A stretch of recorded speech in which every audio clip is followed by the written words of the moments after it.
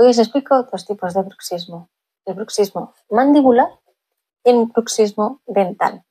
El mandibular significa que cuando tú estás durmiendo aprietas los dientes tan fuerte que lo que hacemos es contracturar toda la zona de los músculos de la cara, incluso los del cuello.